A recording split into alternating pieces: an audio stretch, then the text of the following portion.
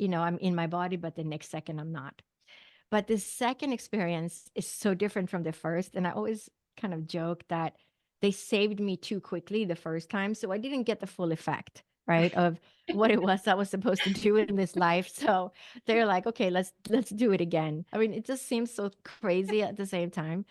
So here I am in the middle of the night. So I get sucked out of my body, and it's more like a feeling of tumbling through space.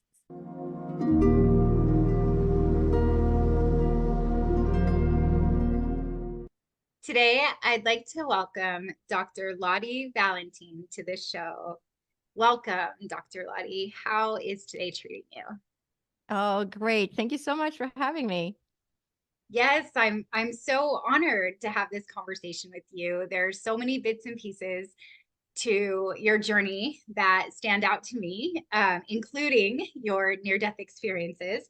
So why don't we just start off the conversation going there? I know you've had more than one, so just start wherever you want to start and Okay. let us know about it. Right. So, yeah, so my life has really taken a 90-degree turn, or maybe a 180-degree turn, because before my near-death experiences, I really didn't believe in the spirit world or afterlife, angels, God, divine source, whatever you want to call it. I really had no beliefs at all. So I had, after I had my third child, so this was in 1992, and this child actually was born between a 7.4 and a 7.2 earthquake. So it started with, I was in labor at the hospital, and I was contracting like 3 minutes apart. And all of a sudden we have a 7.4 earthquake. And the reason people haven't heard so much about this quake is because it was centered in the desert. So the damage was very minimal versus some of the other quakes that had a bigger damage. But we were in the hospital in East Anaheim, California. So people who have gone to Disneyland knows that Disneyland is in Anaheim. So it's on the all the way on the eastern part, kind of centering, bordering the desert. So we were really close to it. And this hospital was a new hospital, so it was built on rollers. So here I am on the birthing table, contracting 3 minutes apart. I had two kids already, two boys that were 6 and 3.5. So this was, my third childbirth. So thinking it was going to be all a smooth ride.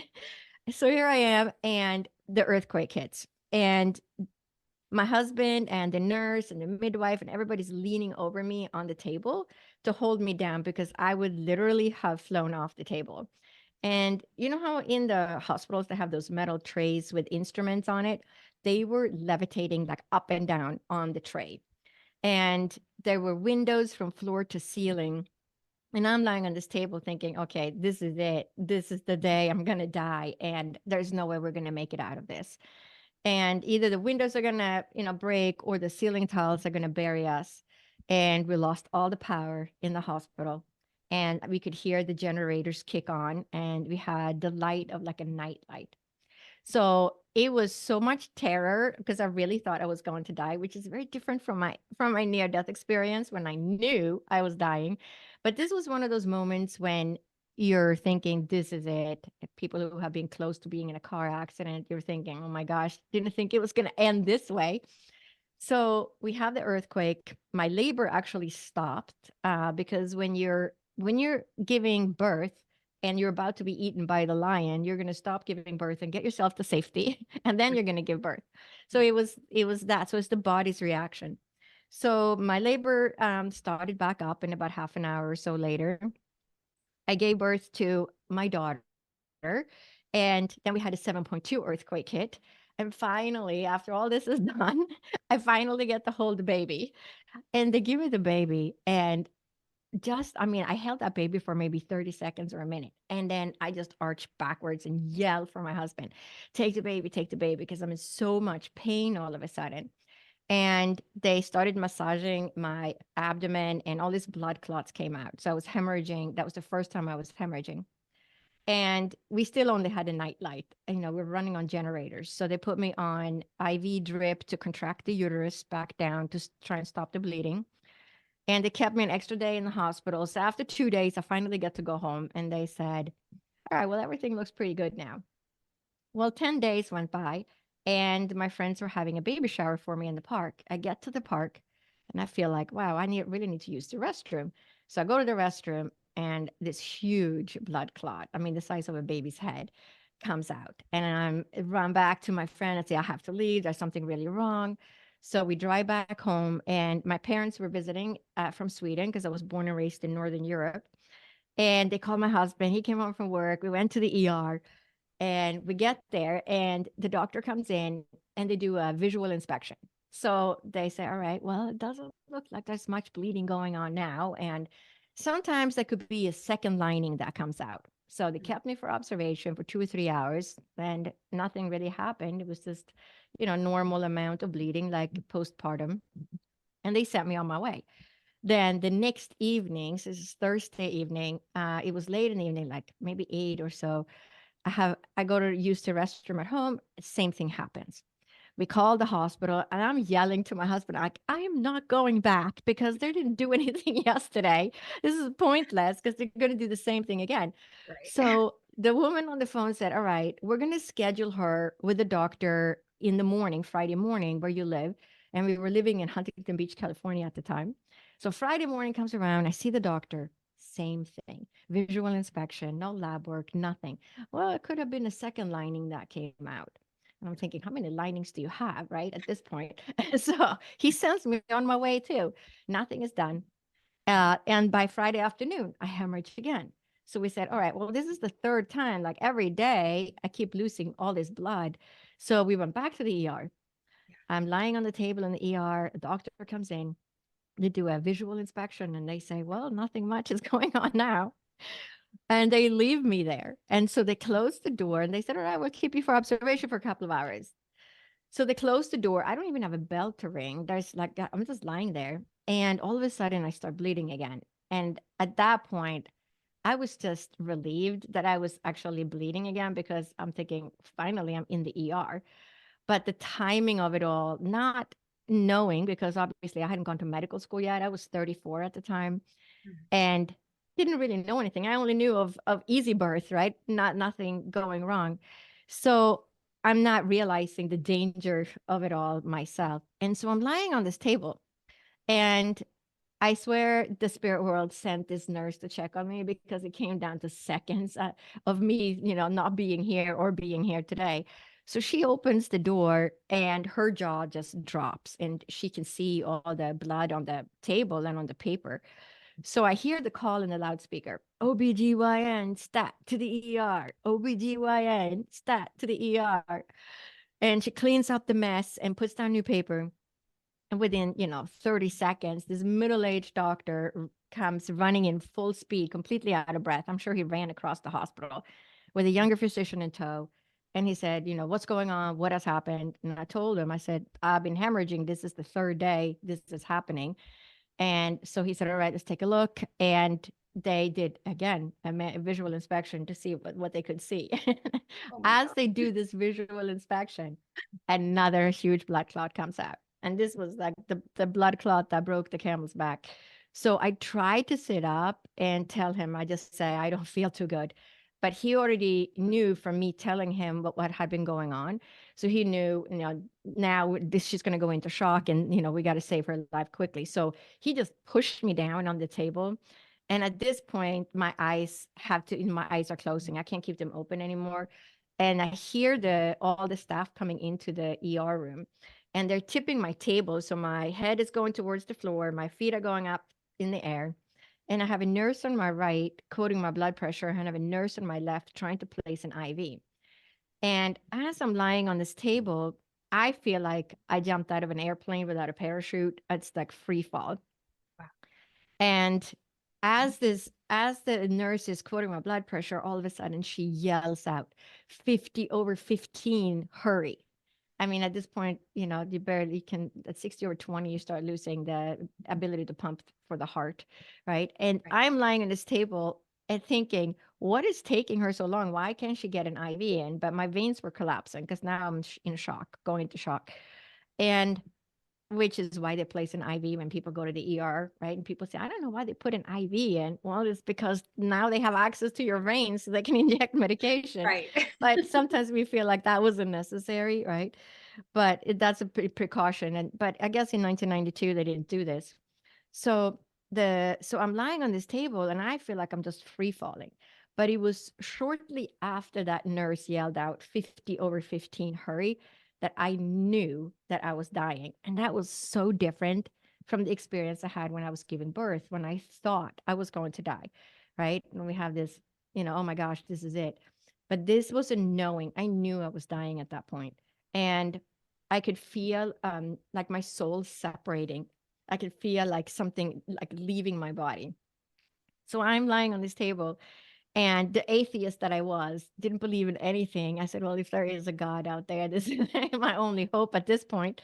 So I plead and I say, I have 3 children under the age of 6. They need a mother. Please let me live. And it was shortly after I said that I was just sucked out of my body. So then all of a sudden, I'm just outside my body. But that transition is so fast that you can't really comprehend how fast it is because our mind can't comprehend that. But it's just all of a sudden you're outside your body. You were inside a second ago, right? But the first thought was, when I was outside my body, I was still me. The person I am today, my personality, who I am, the way I identify myself, except I'm outside my body and my body is down there.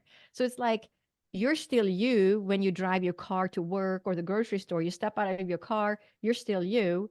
So it's like, if your body was your soul and your car was your body, you're still going to be you, even though you're going to the grocery store and then you come back, you go back in your car. It's that kind of a feeling that you're still you, but you're outside. So I'm outside my body, floating about, a couple of feet outside above my body. But in this state, there is just unconditional love and peace, and there is, no pain whatsoever. You're just kind of like, wow, how could I be outside my body and still be me? How does this work? But I also knew that there was no time in the state and that I had access to past, present, and future, and there was no time. And it drove me crazy for years. I searched the San Francisco Public Library, which we later lived years later, for anything. I read Stephen Hawking books on physics and time, like, what is this? And could not understand why that would be. Why is there no time on that side? And then as quickly as I had left my body, I got sucked back into my body because now they managed to get the IV in. It was seconds of getting that IV in and injecting that medication and then bringing me back because I was just like right on that threshold, right? And then I got really sick and all my watches stopped. And so I put so the first thing the doctor said is, oh, I have to give you a blood transfusion. And I'm looking at him and I tried to turn my head and he's just yelling at me, don't move, because he's like injecting me with all this, whatever it was, to make the bleeding stop. And he said, why don't you want a blood transfusion? And I said, well, everybody that's getting a blood transfusion now is waking up 6 years later with AIDS because we didn't have a way of checking the blood back then. And he said, all right, I'll see what I can do. We'll monitor your readings overnight and see how, otherwise you're a very healthy person. You're 34 and, I was in really good health otherwise. So they monitored that. And then I stayed in the hospital for 2 days. And then they said, okay, we're going to send you home with all these medications. You're not going to feel too good for the next 3 months because you're so low in your blood, but you're kind of just under where we give bloods and you're making blood. We can see that you're making new blood cells. And so my mom and dad changed their tickets back to Sweden several times, 2 or 3 times. And I gave birth, it was like at the end of June, right? June 28th. And then my mother-in-law came, and now it's September all of a sudden. They told me I slept most of that time because I had so little blood. I couldn't keep my head on a pillow because my head was pounding because there was too little blood in my body. My hands and feet were ice cold, even though we lived in Southern California and it was July. So I'm under the wool blankets trying to keep warm. And so by September, I could sit up. And my mother-in-law had also been there to help. So now it's like mid-September. And I put my watch on and I wear it for a week and it stops. And I said, wow, this is so weird. And it took me a good 6 months. It wasn't until the spring, like March of 1993, that I was able to actually go to a Target and go inside the door, buy a watch, and get back in the car because I was so depleted. And that Christmas, we all got pneumonia. And it's a long story, but my husband's company got bought when all this happened, and he was a regional manager. So then he took, the next best job, and we were on that wait. We couldn't afford to pay the Cobra. And I Mhm. said, I don't want the Cobra for this insurance we had anyway, because they, almost killed me. So we're just going to wait until we get a better insurance. And so it turned out that that entire year, we did not get insurance until the following year, July 1st. Wow. So it was exactly 1 year later. And because he took 3 new jobs and he just kept getting offers, oh, why don't you come work for us? Like, we'll give you more money. And, he was supporting the whole family at that point. Mhm. So that Christmas, we all got pneumonia. So we went to a walk-in clinic and everybody got antibiotics and, all this stuff. And after 8 days on his antibiotic, everybody was well except for me. I was even sicker. So I go back to the walk-in clinic and they say, wow, weren't you just here? And I said, yeah, like 8 days ago, everybody else got well except for me. And so they took my blood at that point and they came back in the room and they looked at me and they said, okay, you have no immune system whatsoever. Do you have leukemia or AIDS? And I said, well, I probably don't have AIDS because we didn't do the blood transfusion. So they said, well, you have to go to the ER because you're way, way too sick. And I said, look, I'm not going to go because, we don't have insurance, number one. And then we're going to get insurance soon. So if I get worse, I will go. And they called and checked on me the next day. And I said, yeah, I'm a little tiny bit better. So somehow I managed to come out of that. And then I started bruising in the spring. And I was getting all these big bruises. And so I was starting to develop the bone marrow suppression. So that was all happening at this point when I'm trying to get a watch to work. I'm starting to get these bruises, but I didn't, know exactly. I figured, well, there's something wrong with my blood, right? So it was a big effort for me to go to Target and get this watch. And so I go to Target, I get this watch, put it on, wear it for a week, and it stops. And I said, wow, it was so much work to get that watch, but I'm going to have to go back. So I pick a day when I feel better, take my kids back, we go return the watch. And the ladies at the counter said, wow, this is so unusual. We haven't gotten any other watches back, but, pick out a new watch. So I picked out a new one, wore it for about 5 days, and it stopped. So I'm thinking, well, this is like a manufacturing quality control process. They making things come through even though they shouldn't. So I brought it back. And the lady said the same thing again. And she said, go ahead and pick out another watch. So this time I said, all right, I'm picking out a different brand because obviously they have a quality control problem, Right. with this manufacturing plant. So I picked out a different brand. Sure enough, I wear it for 5 days and it stops. So then my best friend just looks at me and she goes, it's not the watch, it's you. Right.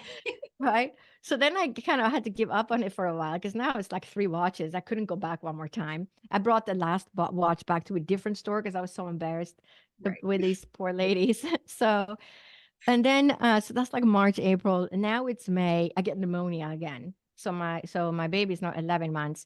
And I bump into the baby's changing table, something that would give you a bruise the size of a nickel. But Yeah. I have a bruise that spans my entire hip and it's purple and red.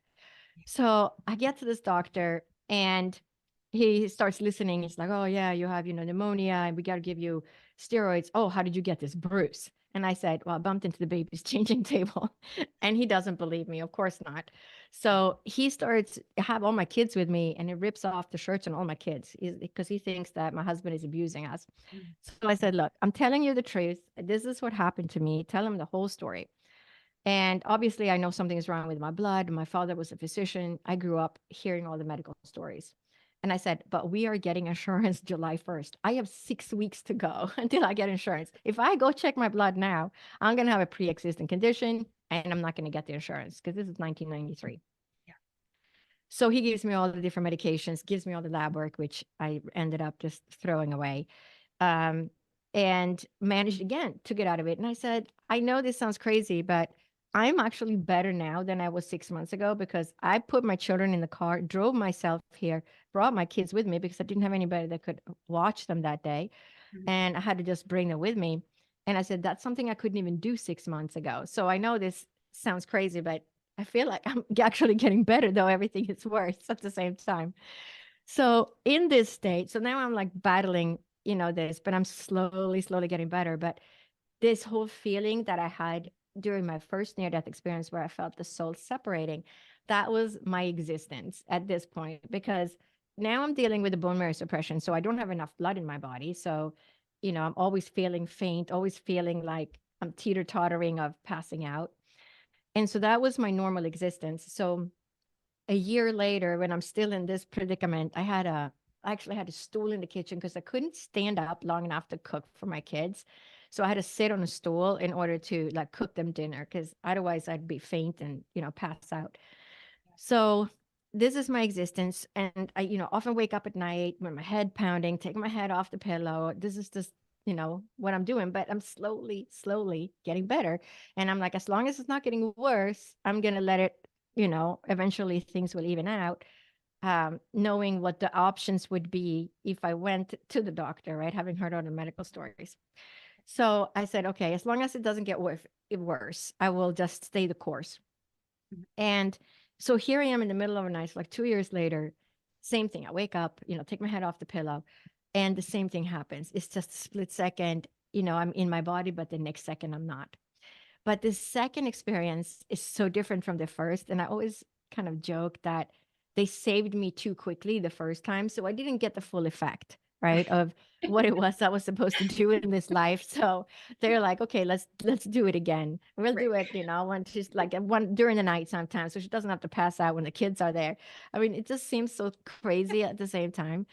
So here I am in the middle of the night. So I get sucked out of my body, and it's more like a feeling of tumbling through space, almost Mm. like a spaceship in Star Wars traveling through space. That's the feeling. I'm like flying through space, right? And then I get to this place that I call the mid station, only because I'm aware that it's like levels below me and levels above you. Like if you go into a skyscraper and there's 100 floors and you push the button and you get off at the 50th floor, you know that there's floors above you and you know there's floors below you, right? But you don't know what's on those floors because you're on the 50th floor. So it was that feeling that there were like different levels. And I call it the bouncing station because they sent me back. I did not get a choice to stay. Is like, what are you doing here? So I get to this place, and the first thing that happens is that I hear the most beautiful music. And you can't make this music on the earth plane. I tried. I sat in my synthesizer for a week trying to find one sound that sounded as beautiful as what I had heard. And you can't make it because it's too beautiful. It's like the other side is more beautiful and more perfect than this place. So I look to my right and I see this log cabin, and I always laugh at like, what are the different things we see. And I feel like, that I was born and raised in Sweden. It almost looked like a little sauna, like a little log cabin. So I look at that and I say, wow, I wonder if the music is coming from there. So I open the door, look inside, but it's just empty. So then I look to my left and I see a mirror image of the cabin on my right. I open the door, look inside, but it's empty. But then I become aware of this very bright white light. And it's almost like if you were standing in the middle of fog or a cloud, and then somebody was shining a spotlight into that. That light sort of is everywhere. You're like submerged in the light, like you are in the light versus being standing in a spotlight. You see the light, it's more just light everywhere, right? And so I see this light, so I feel this light, see this light, and I turn around, and in the light I see an outline of angels. But and the music is coming from the angels. But I don't believe in angels, and I'm aware of the fact that I don't believe in angels, and then I'm seeing an outline of angels. Like, wow, those are angels, but I don't believe in angels. It's like happening at the same time. But the light, that light is the divine source. That is God. That is divine source. That is who we are. We carry this light inside of us. We come from this light. We return to this light. But that light is just, that is the pure unconditional love, that is almost undescribable, because it's just like pure bliss, to be in that light. And then I become aware of two spirit guides. One is on my right, one is diagonally to the left of me, in front of me. And the one on the right talks to the other spirit guide, and he says, "What is she doing here? She can't be here. She has to go back." Like almost like a little panic. Like, what is she doing here? How did she get here? Right. And I'm like, wait, no, no, no. How could I be outside my body and still be me? How does this work? And then the spirit guide on my left says, "Well, if I told you, you wouldn't remember, but you will remember this." So it's like some control mechanism they have, what we get to bring back with us. And then it's like, the best description would be like all of a sudden a movie screen appears, or because it's just all of a sudden this image is there. And it's like I'm standing on the moon and I'm looking down on the earth. But then around the earth, there is this, what I called at the time a silvery, glittery fishnet, because it was this diamond shaped net or grid around the earth that had sort of sparkles on it. And I called it the silvery, glittery fishnet because, back then we didn't have Google. We didn't have it, like now we can Google grid around the earth and it comes right up. But we didn't have Google back then.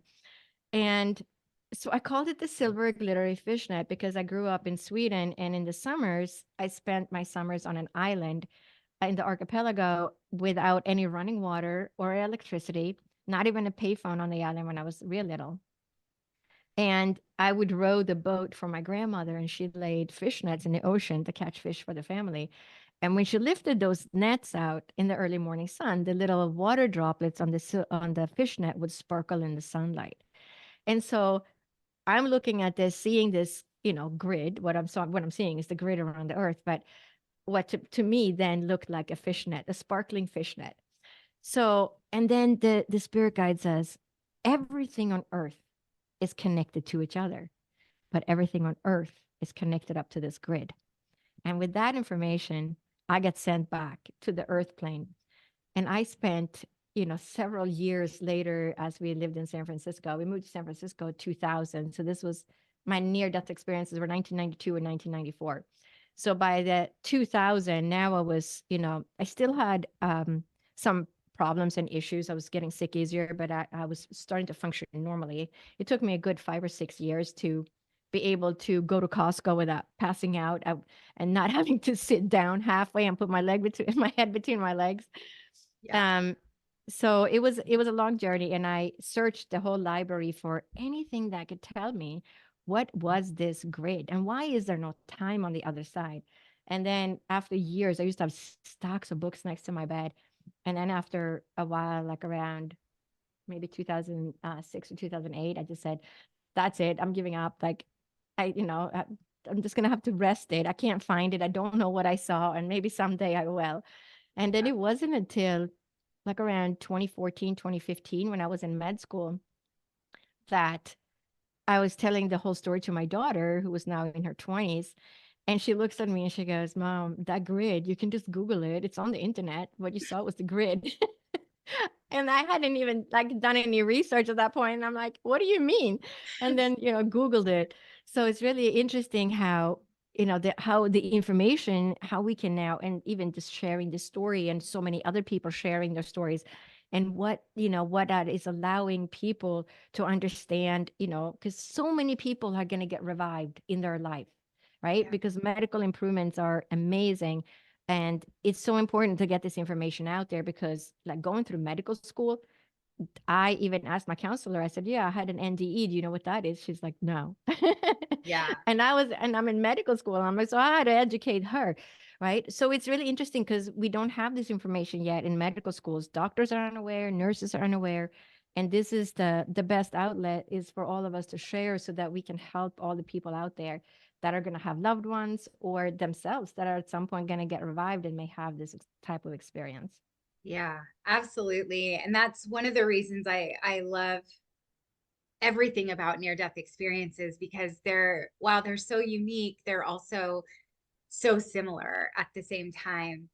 And something that I'm really curious about with your whole experience, which was such a powerful story. Thank you so much. I just kept feeling like, oh my gosh, it just keeps going and going and going. Uh, but one thing I want to highlight is that you mentioned that prior to your near-death experience, that you had no awareness of spirituality, you are atheist. And then when you were in the hospital, right after giving birth, you said, God, if you're real, this is where I might need you, right? And so you popped out and then you popped back in. And then it was another period of time, year and a half or so, before this other experience. Did that impact your beliefs about God or spirituality or anything in that time, from popping out in the hospital to the longer near-death experience? Yeah. Yeah. So it was quite the journey. So I had no belief in the afterlife or anything. And so here I am after the first near death experience. I'm in the hospital, right? And I'm all hooked up to all these machines. They're monitoring everything. And my sister-in-law had just passed away 10 days earlier. And I knew that she was in the left corner of my ceiling. And I heard her say, everything's going to be okay. And I'm still trying to process what happened the day before. So I'm lying in this hospital saying, yesterday I left my body. Could it have been a hallucination? Could it have been, what was that? But it was realer than real. It was so real. And, am I going crazy? And now I think I hear my sister-in-law talking to me in the ceiling. What is this?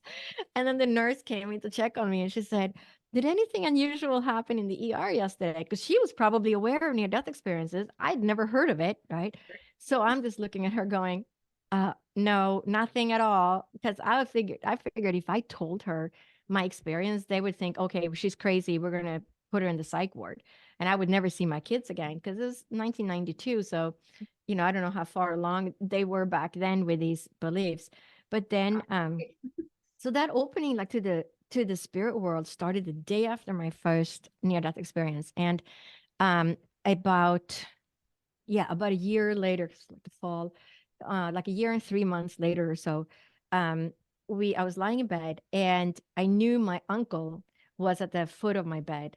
And I couldn't see. Now I'm mostly clairvoyant, but I couldn't see it. And then it was more in the beginning, it was a knowing, and I would hear things.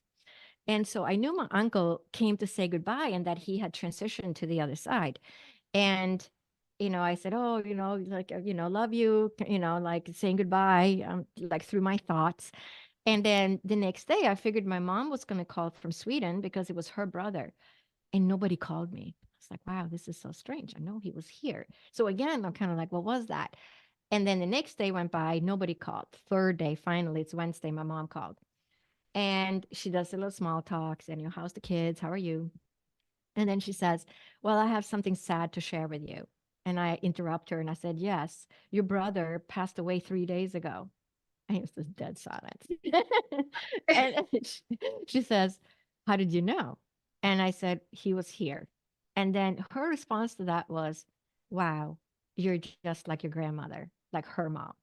So there's something about that, I don't know much about my grandmother. I know that she was very spiritual, and I'm sure she had several near-death experiences because they didn't know why she was still alive. She had had so many surgeries. She was one of those things that end up in medical school textbooks, right? And I remember her saying, I know that, she was crying. We were out on the island, and I come to check on my grandma, and she's crying, and she said, I said, why are you crying, Grandma? And she said, oh, I know my friend, so and so passed away at 2 o'clock in the morning. And I said, how do you know? And she said, the bird came to the window. The bird flew into my window, woke me up. And so we had to go in this little rowboat with a little outboarder motor, you know, to putter along the ocean to this other island that actually had a payphone on it so that my grandma could call. And sure enough, that person had passed away. But I know that I don't remember that many stories, but I know that she was spiritual, right? And also my mom saying that. So there was that whole opening happened right away. So then there was 12 years of me learning to trust in the spirit world where I would see things before they happened. I would know things about relatives that were sick, and I would call them and say, hey, how's this person? I woke up one morning, that's when my kids were about 14 and 16, I think. So it's about 12 years later. So it's probably around 2004 or so, because my daughter was born 92. So uh, I wake up in the morning and I get three images. I see the first image is of the van, the sliding door on the van that where the kids get in and out, the passenger side. And there's a black streak across the van door. The second image is two of my kids are in the car. My middle child, my son is in the front seat. My daughter's in the back seat. And then the third image is I'm leaving a note on the windshield of a black sedan car. And I'm like, where are the people? Like, if this is an accident, why am I not seeing the people? Why am I not seeing the police? Why am I not seeing ambulances? So I told my kids, I said, look, this is what I saw. And you two are the ones that are in the car. And they were going to those two kids were at the San Francisco Ballet School, so they trained 6 days a week. So, and they were too young to take the subway, so I drove them to the city every day. So we drive down to the Bay Bridge, like 15 minutes, then we cross the Bay Bridge. We come to a light. We figured out there's only one intersection that we could possibly get hit on the right-hand side. So we have to turn left. There's got to be oncoming traffic. So every day we get to this intersection, my kids' noses literally are pressed up against the windows saying, okay, mom, the coast is clear. You can go. So, I mean, this goes on for like 10 days or 2 weeks. And then finally, one day we lived in East Bay, San Francisco. So we were in Walnut Creek at the bookstore, and we're coming out of the bookstore, and I'm trying to turn left onto this very narrow street. And there's cars coming in. There's a big truck offloading, big boxes. And as I'm turning right onto this street, there's a car parked. And I scrape this car as I'm turning right on the passenger side of the car. And it's a black sedan car. So Yeah. And you're at writing this a note. point, right? So now I Yeah. know, right? So I get out of my car, I walk around, I see the scratch on the car door, just like I came across in that image.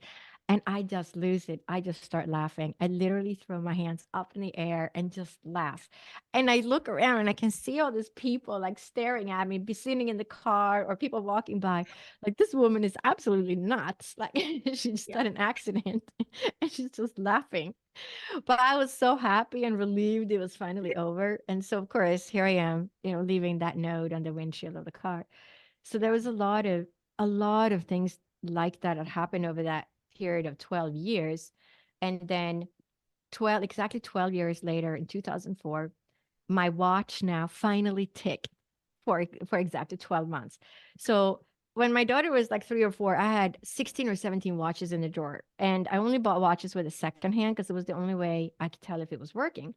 So I would take a watch out, and sometimes the watch that had stopped would start ticking again if it'd been in the drawer for a while. So I would just rotate all these watches. And on average, after 1 year, my watch ticked a month. After 2 years, it ticked 2 months. After 3 years, it ticked 3 months. And so after 12 years, my watch almost to the day ticked exactly 12 months. It was like clockwork. Yeah. So at that point, I Literally. said, that's it. I'm finally well, finally had my energy back. And my kids were, teenagers. And I said, all right, I'm going to go, getting ready to go back to work. But I could not go back I was a programmer and a systems analyst for IBM in my youth. So talking Oh, about wow. left brain, right? All left brain. So I said, I know I have to go back and work in healing. And so I looked on the website I was hoping to find some online course that I could take and do something. But I come across this website that sounded really cool. Naturopathic doctor. Wow, what is this? Oh, you get trained in Western medicine, but you also get trained in like Eastern medicine and acupuncture, homeopathy, and botanical medicine. I was like, wow, that sounds so good. And oh, wait, it's a real medical school. I can't do that. I'm too old. I'm in my 40s already. I got to do all the prereqs, all the biology, chemistry, organic chemistry, physics, and math, and all the things I didn't have. I was a business computer science major as an undergrad. So I just closed my computer and start heading to the kitchen. Well, so now it's been 12 years of me listening to the spirit world and writing things down, because in the beginning I always thought it was a deja vu or it's just a coincidence. So I started Yeah. writing anything down, any kind of premonition, any knowing. I would write it down because that was the only way I could go back and verify. Okay, I did see that in my mind yesterday, or I did hear that, and I could say, okay, so that's real. The way that information comes in, that's coming from the spirit world. So I had basically worn my training wheels now for 12 years, practicing this and learning to trust. And so the spirit world drops in, and they say, you have to be a naturopathic doctor. You have to go to medical school, and you're to combine East and West, which I at the time took as, well, that's kind of naturopathic medicine. It's West and the East, old and new, kind of. And then they said, you have to bring messages and healing to the people, and you have to write 2 books. No, wait, 3. And so I'm saying, what am I supposed to write about? Write about what? And I'm like, I've never thought of myself as a writer. And they're like, when the time is right, we will tell you. And I said, well, what do you mean messages? What do you mean bringing messages and healing to the people? When the time is right, we will tell you. For now, just focus on getting your degree because you need the degree. I'm like, okay. I was enrolled and in school 2 weeks later because this was the beginning of August, and this, classes began like mid-August or end of August. And I was already enrolled in taking these classes, and I didn't have any science classes. So I actually had to start with high school advanced placement biology to get into the freshman biology because I didn't have that. And Yeah. so, for all the people out there, it's never too late to change your life. So I went through that and then applied to medical school, and then was accepted and went to medical school 2012 at the age of 54. And I graduated in 2016. I went straight through, passed all my boards. We do the, same as the regular med school. You do the science boards after 2 years, and then you do the clinical boards when you graduate. And then as soon as I graduated, I met this woman, and she said, I'm a medium. And we met at this, we were studying craniosacral therapy. And she said, I'm a medium. Are you open to receive messages? Somebody's here. And I was just kind of, oh, sure, she's not going to know Right. anything about me. Like, so kind of like, sure, sure. I said, tell me, what do you get? Yeah. And of course, it was all spot on. It's talking about the island and the fishing. I was like, okay, she can't make this up because she doesn't know anything about me. We just met. And so she said, your mom, because my mom that came through, she says, you have to go to Arthur Findlay College in England to study mediumship. And the fact that and she goes, do you know what that is? And I said, actually, I do. I do know about that because I'd heard about it at a conference. And she says, you have to go. And I said, I can't go. I mean, it's September. I just took my boards last month. I don't even know if I passed my boards. I have to wait for the results. They don't come out until first week of October because it's a national test. Everybody takes the test at the same time, and I'll have to be corrected the same way, and yada yada. Yeah. So I'm just kind of in this limbo. That's why I was studying craniosacral therapy, just waiting for my license. And 6 months later, there I am at Arthur Findlay College in England studying mediumship. So, and I didn't understand until I got there. So now it's the spring of 2017. And as the teacher says, okay, so you are bringing a message to these clients. You are learning to bring a message, of healing. This is it's a healing message for these clients. All of a sudden, I remembered what the spirit world had told me in 2004. You are to bring messages and healing to the people. Yeah. And it wasn't until I was at Arthur Findlay College in 2017, that's a lot of years later, that all of a sudden, okay, now I get it. And then I had a reading with one of my teachers, and she said, your mother is here. And she says, you're writing a book. Now, nobody knew I was started writing a book. I had basically just started writing my book. I had an outline for the book and the chapter titles, and I just started writing it. And she said, your mother says, oh, you are to write 2 books. No, wait, 3. And so it's the exact same message that I got in Yeah. 2004. So that book got written, and then so that book is called Med School After Menopause: The Journey of My Soul, and it has a lot of my experiences in it to help other people transform their life and know it's never too late to transform your life, but also a lot of spiritual experiences and how that unfolded for me to help other people with their own unfolding, because we are all intuitive spiritual creatures and we can all improve. It's just everybody can learn to play the piano. Everybody's not going to be a concert pianist, but we can all learn to play the piano. It's the Yeah. same with spirituality. We can all tune into that. We can all become more psychic, more intuitive people because it's who we are. It's, Yeah. it's, you can't deny that. That's just who we are. Yeah, I believe that. And as I listen to your journey, now I'm going to read the med school after menopause because that is what jumped out to me the most. But I can feel, I mean, we're talking in a very short window of time about a larger window of time. And I can just feel that the guidance was so, rich for you. And the guidance is there for all of us, really, if we're paying attention, Yeah. to the right things. And just as I had mentioned time, and you had brought back the watch, and I was really curious if you would speak a little bit more about, you had mentioned that in the first NDE that there was past, present, future, it was all simultaneously, like there wasn't anything that existed like time. And that was, really something that like caught your attention. You were really trying to research and figure out what that was all about. Like, has clarity unfolded for you around this time and the watches that would just stop and then start? like Yeah. like can you say more about that, because that feels so fascinating. Yeah, I think, I mean, my own view of the watches and people having a lot of that electrical interference type of that happens to a lot of people, um, and is listed now as one of the physiological, psychological after effects. They have all these sheets of what people that have had a near-death experience, the common after effects of that. And one is that watches may stop, or TVs turn on like it did for me, VCR stop, and phone calls drop, and all these different electrical things. But when you think about it, we are electrical beings. We measure the heart, we measure brain waves with all these instruments, right? We're measuring the electricity in the body.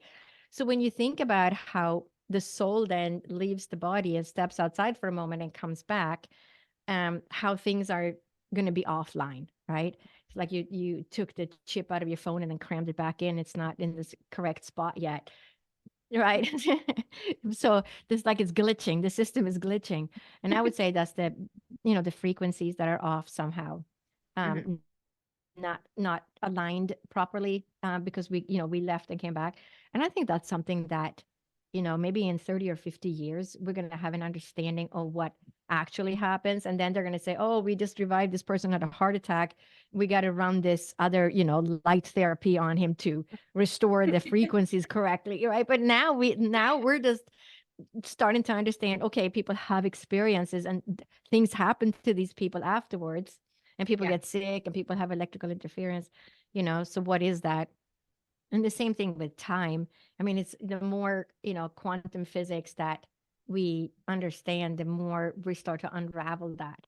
But the people, when you think of how the spirit world said everything is connected to each other, now the people that got the Nobel Prize in physics last year, right? There were three physicists, and they proved the uh, the entanglement of the atoms. So they had one pair of atoms, like pair A, and then they had pair B, and then they take one of the atoms from each of those pairs, they meet. Well, now they are entangled. And but the two items that didn't meet are also entangled because they were from that pair, because one is entangled with the one on the that didn't get to meet, right? And the other one also. So everything becomes entangled, but that's also so now we're, physics is catching up. Yeah. But that's also what they told me, everything is connected to each other. Yeah, of course it is, because everybody knows somebody else, Yeah. right? We're all connected, we're all just one human race. There is no other way to look at it. Yeah. We are all one. Yeah. Mhm. Wow, that's so powerful. And I know that we have been chatting for quite a while now. I have three questions that I ask all my guests. So before we go there, I'm curious if there's anything else that you want to offer around what we've talked about today, or anything else that's just coming alive for you. Yeah, I would say, everybody that's out there listening, it's never too late to transform your life. And when I think about that, I went to med school when I was 54, but we're not an adult until we're 21. So that's only about 30 years into my adult life. Now add another 30 years, 60, 70, 80.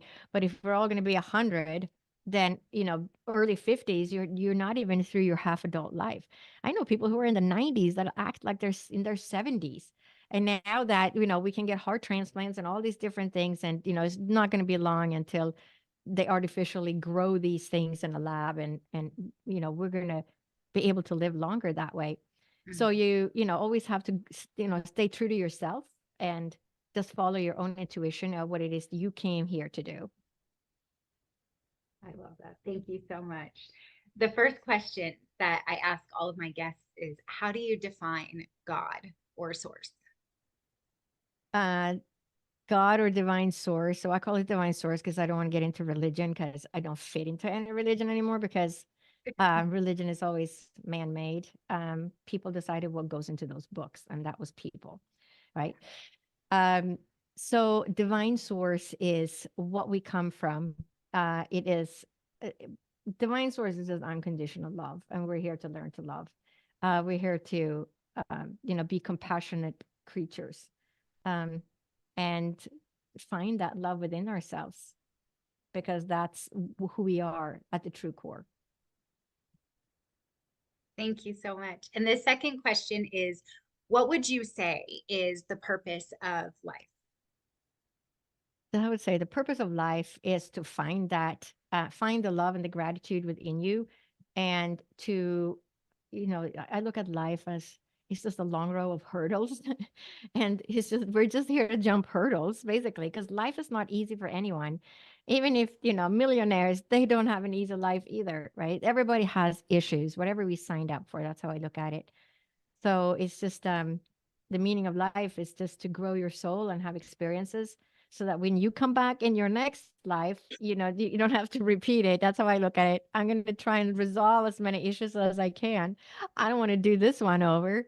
Please give me an easier life next time. So I think it's just to evolve our soul, and find that love and compassion within ourselves.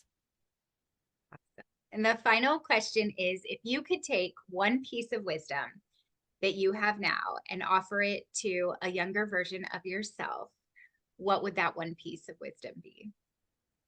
It would be keep an open mind and an open heart. I can feel that. And how do people find you? They can go to drlotte.com. So it says drlotte.com.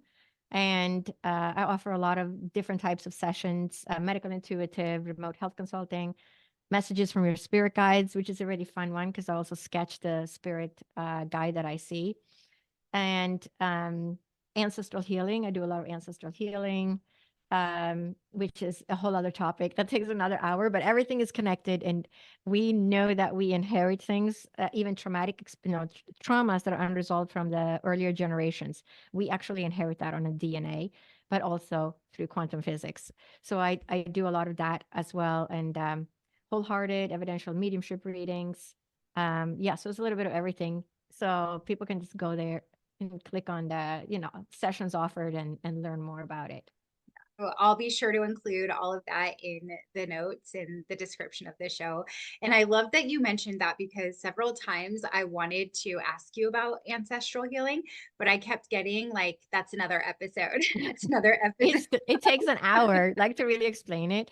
But Yeah. I'm teaching a class. I'm teaching a class March 30th on relationship wounds.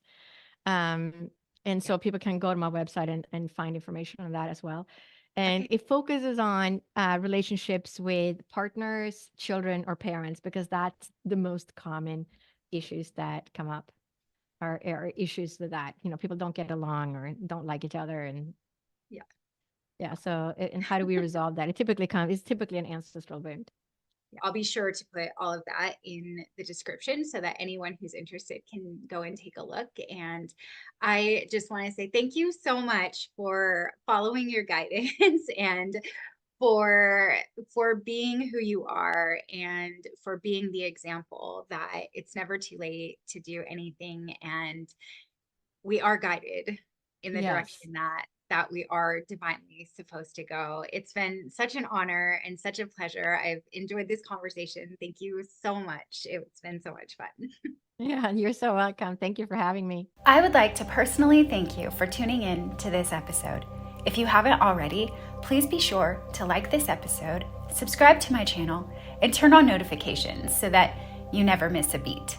And if you really resonated with this content, please share it with all of your friends so that collectively we can expand our consciousness. Have a very blessed week.